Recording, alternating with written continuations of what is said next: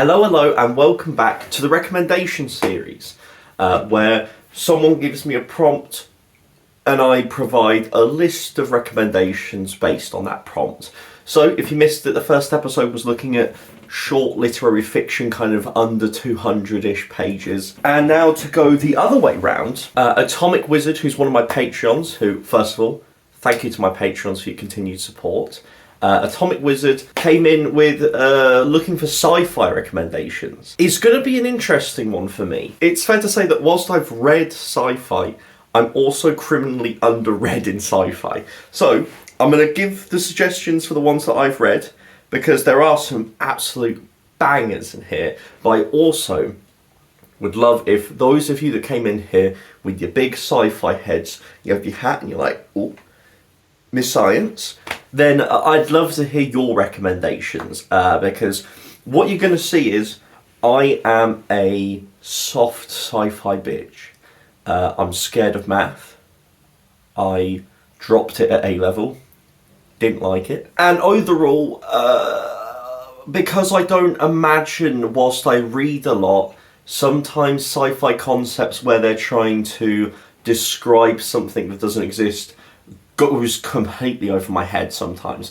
So, if you can, let me know your suggestions. If not, we're just going to go straight into it. If you do enjoy, please do like, please do subscribe. For the first pick, I do not believe there is a single chance in hell you can possibly recommend sci-fi without going with the originator, Mary Shelley's 1818 classic Frankenstein. Shit slaps. It's real good. I've read this twice now over the last couple of years because I did it for university. If you've read the book, you know. If you haven't read the book and you're kind of like, I know what Frankenstein is, bro. I know what Frankenstein is. I know what the monster is. I get Frankenstein. Read the book because you'll be like, oh shit. That was completely not what I was anticipating. So the book is formatted in a very interesting way. It's told in the epistolary format. It's told via letters. And we begin with Captain Walden. Walton? Someone. It's Walden or Walton. And he is, he's the captain of the ship. They're going somewhere. Along the way, they catch this body and they're like, oh shit, what the fuck? And they drag him over. And then Walton starts interviewing him. And he's like, who are you? And he's sending a letter to his sister. And he starts slowly to unravel that this is Frankenstein. Starts getting a kind of conversation. Starts getting a story out of him. And so then we have Walton relaying the story that Frankenstein is telling him. So he is he's writing it down and sending it off. And so what this immediately sets up is that this is Frankenstein's story being told through a prism. He is storytelling it to another person. And as a result, it really lays the foundation for Victor Frankenstein as an unreliable narrator. And Walton as an unreliable narrator as well. That they are both manipulating sentences and words and how the judgment of certain things. Nevertheless, the story is that Frankenstein, using scientific advancement, gives a dead body that he's put together. It's all these fragments of dead bodies, the spark of life, and it returns. And he is absorbed with the concept of creating new life, this new form of being, and he thinks it's going to be the most beautiful thing that's ever existed. And then when it happens, he is repulsed and distraught, and he just cannot cope, and flees the monster. And then the plot starts from there. I don't want to spoil anything because it gets amazing. Where your sympathies lie and everything is a wonderful thing to discover yourself. The beginning is the beginning of Walton and the letters. A lot of people find that very, very off-putting and confusing. But if you just stick through it, it becomes part of the larger thematic work. And this book does a great job of just themes throughout, like parenthood, all kinds of jazz. There's a reason that over 200 years afterwards, people are still talking about Frankenstein, because it is just that good. Oh yeah, so I haven't actually said this. So I'm splitting it into kind of classic-y, pre-2000s maybe, let's say it that way, and then contemporary, and then short stories at the end. And I would stick around for the short stories because they're my favourites. Don't skip further in the video unless you want to, but make sure to pay attention to the short stories because they slap. Book 2, Fahrenheit 451. This is the only Bradbury I've read so far. I wanted to read more, but I just haven't got around to it, you know? I want to read something Wicked This Way Comes and everything, but Fahrenheit 451 is set in a world where literature is banned. Literature, if it is found, has all been burned, and there are these firemen, and their jobs is when literature is found, they go and burn it all. So we're following a character that that's his life. He's a fireman, he goes and burns stuff, and then eventually he reaches a point where he saves a book, and then that kind of gets a story going. So it's a dystopian. You get the idea of what's going to happen in terms of the main plot. Bradbury's writing is incredibly interesting. I've never read a metaphor like fucking Ray Bradbury writes. I remember reading it's like a full page description of this thing, and I was like, what the fuck is he describing? What is this that he's describing? And then I realised that it was the actual thing they're burning stuff with, and it's just such an abstract metaphor description that I had to read it 3 or 4 times.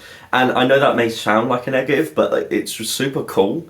I don't know, there's something about that sense of pure abstraction that I thought really worked. It has been a couple of years since I've read this, so I am vague in terms of I remember very much enjoying it. So if you want a dystopian sci-fi that is, just a world in which literature is banned, is an interesting concept to say the least, then check out this. I need to read more Bradbury. The first book in the robot series is The Cave of Steel by Isaac Asimov. I read this for reading Fonda Lee's favourite books. That will be linked somewhere in case you missed that video. She chose The Cave of Steel, which is, it's a very interesting detective story in which there has been a murder. It's dealing with the xenophobia of people towards AI and robots, etc. And they're called spacemen. Spaceman has been murdered. They're specialists in robotics, has been murdered. And so our main character is on the case. He's there to find out what happened, and it becomes a very involved, almost political drama in a sense of who's behind this, and it opens up this kind of very sprawling concept that evidently continues because the robot series is one of the most famous sci-fi series that's ever existed. And this was a very solid intro. It's a nice short book, and I was worried that because people say that Asimov is a very hands-offish writer, quite a cold writer, but I found the writing to be quite enjoyable. There are a few pitfalls, if I remember, in terms of dealing with the relationship between men and women. It's quite sexist sometimes, but overall, when you put it into the time frame of when it's written, who wrote it, I mean fucking Asimov, and bear that in mind, it's still a very solid read. Wild Seed by Octavia Butler. I read this also because of Fonda Lee, and it was spellbinding. So it's all about these two immortals who meet in an African forest. You've got Anyanwu, who is she's this 300-year-old woman who has been living in this forest, and she meets Doro, who is this thousands of year old spirit. Octavia Butler, you're going to see 2 of her actually. I'm going to remove the other one. No, I'm going to group them together. Kindred is the other. Kindred by Octavia Butler is also amazing. I'm going to talk about this one more because I think this is an underappreciated entry. What I would say the through line between Kindred and Wild Seed is that there is an obsession with time and how time plays an effect on control. And so in Kindred, for instance, we're following at the time, a modern black woman who is transported transformed back in time to the antebellum South, and how, despite how much time has gone by and how much she believes that she'll be able to live as she would, that she would be stronger, in quotation marks, that when she's there, how easy it is to fall into that abusive and oppressed nature. And so Wild Seed does a similar thing, but in a very different way, is that we see the relationship between an immortal who is 300 years old, who has lived like 3 or 4 times the human span of life, and kind of is aware of the people in her family, that what she's doing. And then we have Doro, who has lived for thousands of years, and the kind of assumptive power he believes he has. And it gets into eugenics and abuse and slavery, all kinds of very, very heavy topics in a very short book. And it does it in a really nuanced and fucked up way that I 100% recommend Wild Seed, with the caveat that it's a very hard book to read and very messed up. But that is the same for Kindred as well. If there's one thing to take away from this, is that if you haven't read Octavia Butler, you should absolutely read Octavia Butler. And then finally, Flowers for Algernon by Daniel Keyes. This is also, it's a classic. It is about Charlie Gordon, who has a very low IQ of 68. He's a kind of floor sweeper. He has a bog standard job. He's just like a janitor, a cleaner, and everyone makes fun of him. He's kind of the butt of everyone's jokes. And one day he gets invited into a scientific experiment where they're going to give him an experimental thing that will increase his IQ. This is told through basically his journal that he's told to make after, like before and after, so they can compare the difference. And so what we see is that as this person's IQ grows, it's so beautifully written, in the sense that when it begins, he has no concept of spelling, no concept of punctuation, etc., etc. Very bone dry. And then as the intelligence raises, he begins adding in punctuation, starts spelling correctly. And then eventually, beyond even grammatical, it hits where he can understand metaphors. He starts putting in metaphors and imagery, and the book evolves in how it's written to match where he is in his development, and it is almost perfectly written. Like, in that sense, there is the absolute fall of having a very what I would consider of its time view of women, that it hits the archetypal kind of angel and whore motif. It has a lot of you'll notice this in sci-fi, especially the classic sci-fi. Representation of women,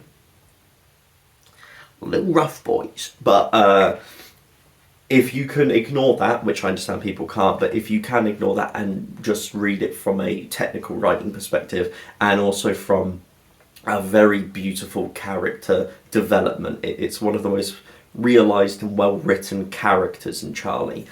So Flowers for Algernon, I did this for Daniel Green's favourite books. That was in there, so that's also a banger. For the contemporary, we're moving on to contemporary now, so post-2000 sci-fi. And my first one is All Systems Red by Martha Wells, the first book in the Murderbot series. I also read this for Daniel Green's favourite books. And Murderbot. If you don't know what Murderbot is this, it's called a sec unit. It's this kind of owned by a company and hired out to kind of help these people on their scientific adventures, like missions. And however, Murderbot has hacked their own governor module and has become sentient, in very autonomous in terms of what they can do and how they feel.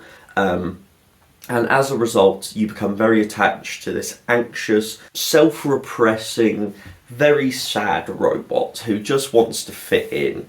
And it's a very quick, snappy read. I've heard that the audiobooks are amazing for this. And the idea is that these scientists go to this place because the people who were there before, their contact went radio silent. And so this team has gone there to investigate why. Murderbot's there to help, and that's who we're viewing through this. So it's them meeting kind of a found family situation, and it's just a very nice read. The other I don't have with me is This Is How We Lose the Time War. I've read This Is How We Lose the Time War twice now. I love it. It's a sci-fi love story in which two enemies on the other side of a time war keep on leaving notes for each other. They're kind of the top dogs in terms of these agents of chaos for the other armies. Each section kind of runs where we have a chapter where it's them, very poetic prose of them travelling through this sci-fi setting, travelling through time, different threads of time, and they are changing something that will affect the future, where in the future their army will have the upper hand. At the end of each section, it's kind of one of the characters finds a note from the other, and then it flips to the other. The next section is then the letter, which is told in very common language, quite funny, quite dry humour, and it's telling. It's basically just a letter between the two of them, and it's that flipped around back and forth, and it builds their relationship, it builds their camaraderie, and I don't want to say anything more than that. It is, some people call it purple prose, some people say it goes too far. Personally, for me, I love reading beautiful sentences in the sense of I don't imagine things well or at all when I read. So a lot of people that do have said to me that they found it very difficult to imagine some of the things that are being described in this. So I think if you're a visual reader, this is going to be a bit of a, not a rough one, but not as in love with it as some people are. If you aren't a visual reader and you just appreciate sentences, like sentence structure, wordplay, etc., then this is where the book excels. So align yourself with either of those, and I think you'll have an experience, to say the least. Then, and I hope people stuck around for this, because these are my favourite sci-fi ever, and that is Ted Chiang's short story collections, Exhalation and Story of Your Life and Others. I read Exhalation first, and I moved on to Story of Your Life and Others. I do prefer Exhalation. These are just absolutely, honestly, I can put also, because they're all very similar, The Paper Menagerie and Other Stories by Ken Liu. All of these deal with incredible small sci-fi stories or occasional novellas that build and connect and just create a thematic motif through all of them that is just undeniably brilliant. They are books that make you feel just a little bit clever. They have very strong sci-fi concepts, but they are dealing with human stories. They never get bogged down in the sci-fi, which I prefer. I like light sci-fi to develop human stories, personally. If I was going to recommend out of the three, Exhalation is a must-read for me. I recommend it a lot to everyone that I can. I will say that Ken Liu deals a lot more with the relationship of translation and the relationship between different countries and cultures. This is incredible. I actually feel bad that I didn't put this on my best books of 2022 because it's that good. It is incredible. So make sure. And then Ted Chiang, I don't want to spoil any of the short stories. There is, I just saw the title of a couple and I want to reread it.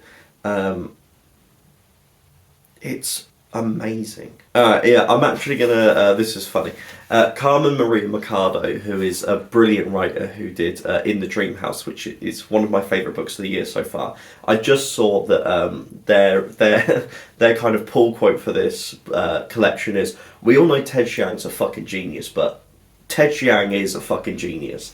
And I think that's all I'm going to leave it with, because I don't want to spoil any of the stories. You know it's sci-fi, so you know what you're getting into. Human-based, and Ted Chiang's a fucking genius. Also, I do love that the pull quotes on the front, Barack Obama and Alan Moore, the two most opposite of chaos you've ever seen. You've got lawful and chaotic over there.